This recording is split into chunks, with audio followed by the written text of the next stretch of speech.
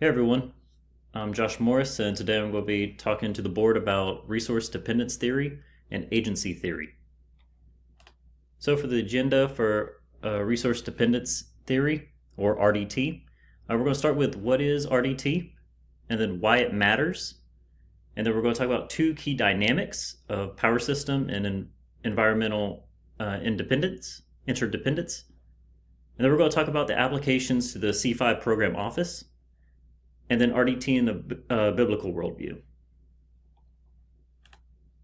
We're then going to move on to the agenda for agency theory, and it's going to look very similar as we're going to talk about agency theory and why it matters, and then two key dynamics of principal-agent system and information asymmetry. And then we're going to talk about the applications again on how the C5 office can implement this theory, and then how agency theory interacts in the biblical worldview. So resource dependence theory. It was proposed by Pfeiffer and Salensek in the External Control of Organizations in 1978. The theory states that no organization is fully self-sufficient and it depends on external resources to survive.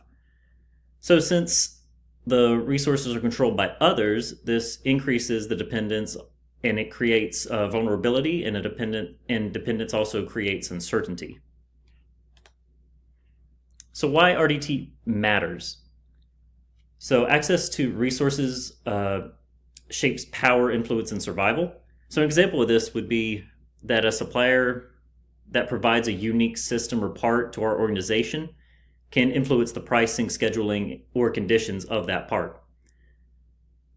It also guides strategic success. So partnerships, alliances, and mergers can help reduce dependence as leaders actively manage their environments opposed to only operating within them.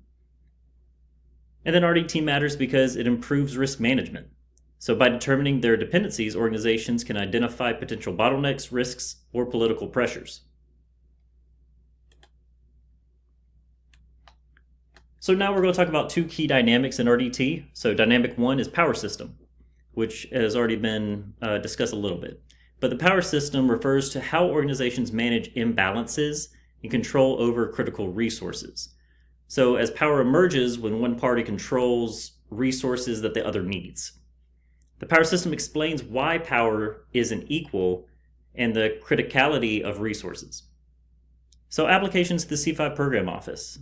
OEMs and contractors hold significant influence over supply chains whenever they own their own part. The C5 program office can balance this by negotiating contracts, diversifying suppliers, and leveraging Air Force authority. So contracts typically involve performance-based logistics to incentivize contractors to meet our Air Force goals. So dynamic two is environmental interdependence. So organizations exist in interdependent environments where external entities affect operations. This may include suppliers, regulators, competitors, communities, and governments. These relationships form a network of mutual dependence. So interdependence highlights networks of cooperation and competition. So to apply environmental interdependence in the C5 program office, we need coordination with Congress for funding. We need coordination with industry to maintain our parts, and with DoD leadership for our strategic direction. This interdependence ensures readiness, but requires negotiation and alignment of priorities.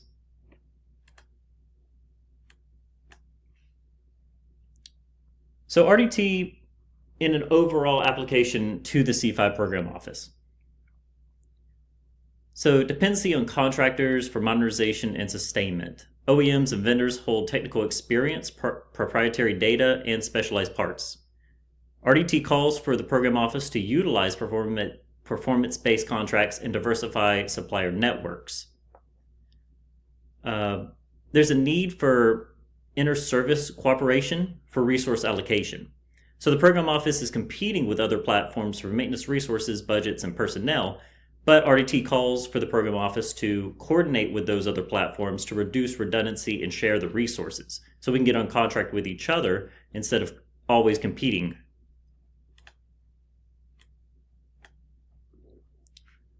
Another is strategic alignment with congressional funding decisions. So Congress controls appropriations, making the program office dependent on external budget cycles. So RDT highlights the importance of transparent reporting and strategic alignment with congressional priorities to ensure long-term funding is acquired. Leveraging RDT concepts improves readiness and reduces vulnerability. As identifying and managing dependencies reduces risk, the program office can proactively apply RDT by ensuring that there is limited delays, shortages, or cost overruns. So RDT in a biblical sense. So all of creation is interdependent, and RDT teaches that no organization is fully self-sufficient. So interdependence in organizations mirrors God's design for the body of Christ. In 1 Corinthians 12:21 states, "The eye cannot say to the hand, I have no need for you, nor again the head to the feet, I have no need for you." So key takeaways of RDT. RDT highlights that no organization is self-sufficient. Power and interdependent systems explain vulnerabilities within the organizations. The C5 program office must actively manage external relationships, and doing so ensures operational success and mission readiness. So now we're going to move on to agency theory. So agency theory was developed in economics and organizational studies by Jensen and Meckling in 1976. The theory focuses on relationships where one party, which is the principal, delegates the work to another party, which is the agent. The core concern is ensuring that agents act in the best interest of the principal, and challenges arise from conflicts of interest and misaligned incentives. So why agency theory matters? So the theory helps explain governance and accountability in organizations. An example of this is that shareholders, who are the principal, hire a CEO, who are the agent, to run an organization. To ensure corporate governance, the board monitors executive decisions and provides performance-based incentives to make sure that the CEO is following what the shareholders would like. So agency theory also clarifies how contracts, oversight, and incentives align with the stakeholders, and it reduces risk of inefficiency, waste, or conflicting priorities. So now we're going to talk about two dynamics of agency theory. And dynamic one is principal-agent system. So a governance structure where principals, the decision makers, rely on agents to carry out their tasks. So there's potential misalignment occurs when the agent pursues self-interest. An application to the C5 program office is that DoD and Congress act as our principals, providing direction and resources. Contractors and program staff act as the agents tasked with sustainment and modernization.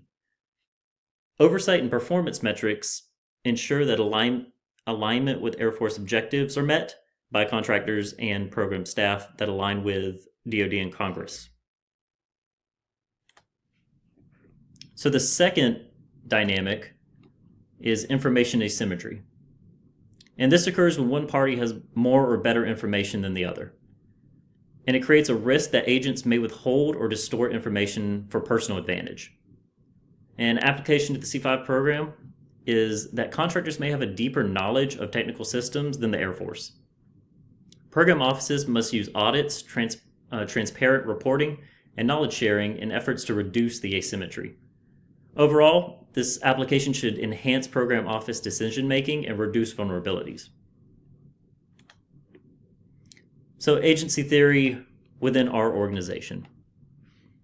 So oversight mechanisms ensure contractors act in alignment with Air Force goals. The program can take advantage of performance reviews, compliancy audits, and milestone assessments to ensure contractors are remaining focused on government priorities. Another is information sharing reduces risk of hidden costs or delays. By participating in transparency, the program office can reduce uncertainty and ensure timely corrective action if the organization promotes regular reporting, data exchange, and collaborative communication.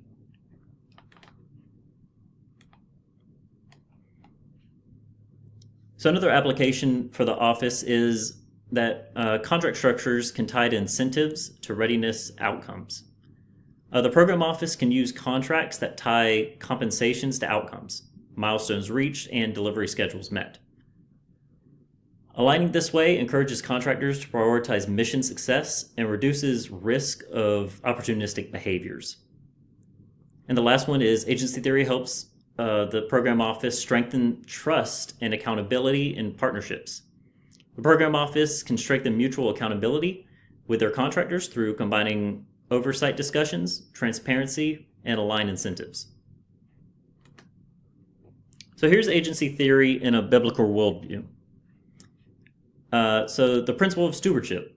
Humans are the agents, are stewards of God's resources, and God is the principal. And we are entrusted to act faithfully on his behalf. And Genesis 1:28 states, "And God blessed them, and God said to them, Be fruitful and multiply, and fill the earth, and subdue it, and have dominion over the fish of the sea, and the birds of the air, birds of the heaven, and over every living thing that moves on the earth." So stewards are accountable for wisely managing what has been entrusted to us. And another example of that, but too long to share here, would be the parable of talents, Matthew 25:14-30. So key takeaways about agency theory. Agency theory explains challenges in principal-agent relationships. Principal-agent and information asymmetry systems highlight accountability needs. And the C5 program office can manage these dynamics with oversight, incentives, and transparency. Doing so safeguards mission readiness and responsible resource use. And here are my references. Thank you for listening to my presentation, and I hope you have a great rest of your day.